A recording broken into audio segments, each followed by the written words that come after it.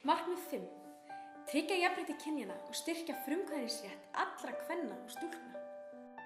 Ójafnrétti kynjanna almennt sagt verið helsta orsök fátæktar í heiminum, en rúmlega 60% þeirra sem þjást af krónískri vannæringu eru konur og stúlkur og meira en 2/3 þeirra sem ekki kunna lesa eru sömuleiðis kvenkyn.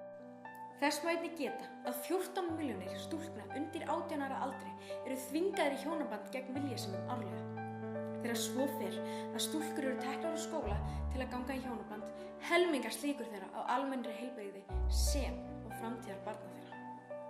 Ójafnrétti birtist okkur á margan máta. Það skiptir engu máli á hvaða hátt við upplifum það eða sjáum.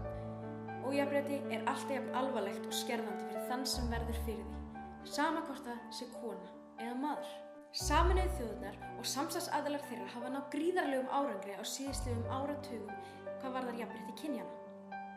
Enn langt í land, en með heimsmarkmiðunum munu samtökin halda hiklaust baráttu sinni áfram markmiðið algjört jafnrétti kynjanna náð. Ef þið viljið vita meira heimsmarkmiðin, farið inn á un.is.